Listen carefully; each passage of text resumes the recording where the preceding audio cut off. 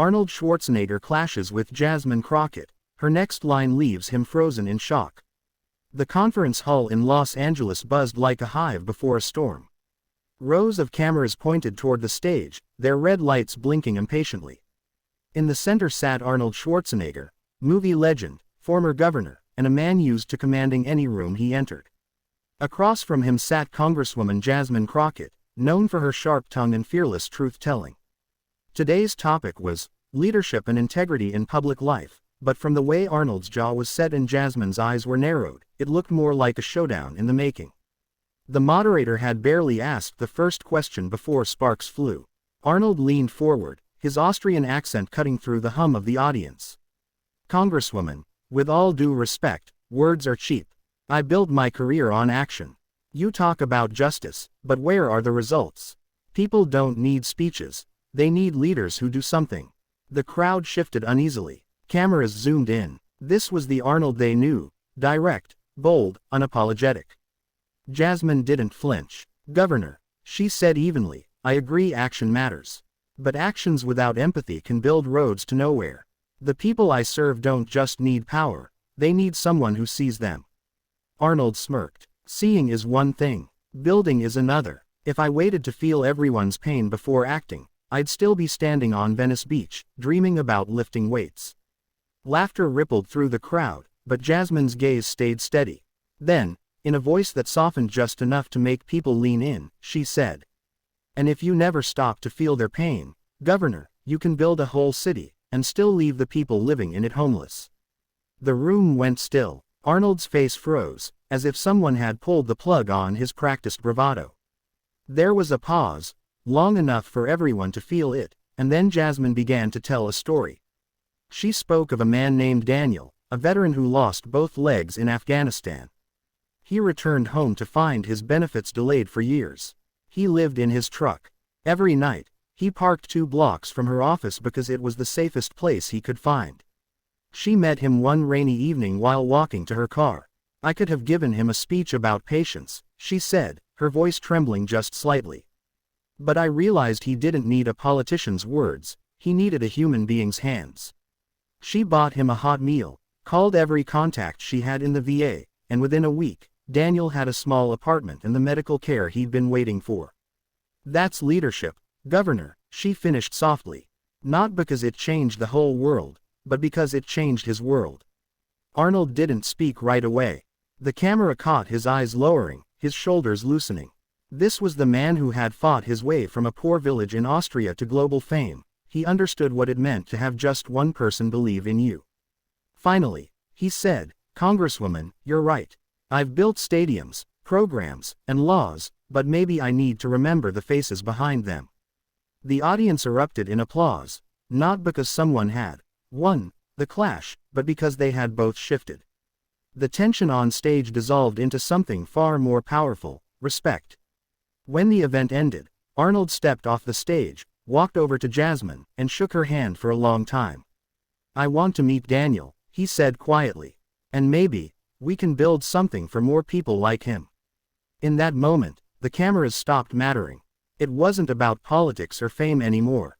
It was about 2 people, from wildly different worlds, deciding that strength and compassion weren't opposites, they were partners. And somewhere in Los Angeles that night, Daniel sat in his small apartment, unaware that 2 leaders had just made a promise in his name. Moral: the strongest thing you can build is a bridge, because bridges carry people, not just plans. Arnold didn't wait long to keep his word. 2 weeks after that conference, he and Jasmine stood in front of a modest, sunlit building in South LA, a newly refurbished community center. Daniel was there too, looking sharper than Jasmine had ever seen him. His wheelchair gleamed from a fresh tune-up, and his grin was wide enough to outshine the California morning. Arnold crouched slightly to meet Daniel at eye level. "Jasmine told me about you," he said. "But I wanted to hear your story from you, not just the headlines." Daniel chuckled. "Headlines? I'm just a guy trying to get through the day. My war didn't end when I came home. I fought for years, just to survive in the country I fought for." Arnold's eyes softened, the kind of softness that comes from recognizing a truth you can't ignore. "And that's not right," he said. From that day forward, Arnold and Jasmine, two people who had clashed so publicly, began working on something neither could have done alone. They started a statewide program to provide housing and job placement for veterans within 60 days of their return. It wasn't just a bill. It wasn't just paperwork. It was built from real conversations with people like Daniel. The media loved the unlikely partnership, but what they didn't see were the late-night phone calls, the coffee-fueled meetings, and the long drives to shelters and VA clinics where they listened more than they spoke. One afternoon, during a visit to a veterans' transitional housing facility, Arnold noticed a young mother sitting on the edge of her bed, cradling a baby. She looked barely old enough to be out of high school. Jasmine knelt down beside her. "What's your name?" "Kayla," she whispered. "My husband. He didn't make it back. I have nowhere else to go." That night, Arnold couldn't sleep. He kept seeing Kayla's face, the same determination and fear he once saw in his own reflection when he left Austria with nothing but a gym bag and a dream. The next morning, he called Jasmine. "We're not stopping at veterans. We're making this program for their families too."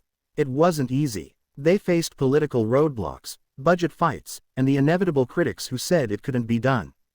But every time someone told them, no, they went back to the people they were fighting for, and found their reason to push harder. Months later, the program launched statewide. On opening day, hundreds of veterans and their families received keys to new apartments. Daniel rolled into the event wearing a crisp suit and a smile that could have lit the room without electricity. Kayla was there too, her baby now toddling at her side, holding onto her finger like it was the only thing keeping him steady. Arnold took the stage, glancing at Jasmine. "We started this because we clashed," he said. "We finish it because we listened. And if there's one thing I've learned from Jasmine Crockett, it's that strength without compassion is just muscle. But with compassion, strength can move mountains." The crowd rose to their feet. Cameras flashed, but this time, the story wasn't about a clash, it was about a bridge. Later, as the event wound down, Daniel wheeled up to Jasmine and Arnold. "You know," he said, "you two are proof that people don't have to agree on everything to do something amazing together." Jasmine smiled. "That's the thing about bridges, Daniel. They connect two sides that would never touch otherwise." Arnold nodded. "And once you cross, you see the world differently." That night, as the sun set over Los Angeles, the city's glow seemed just a little warmer, not because of the lights, but because two people had decided that their differences could build something bigger than either of them alone. Final message. In a world that often celebrates the clash, remember, it's the connection afterward that changes lives.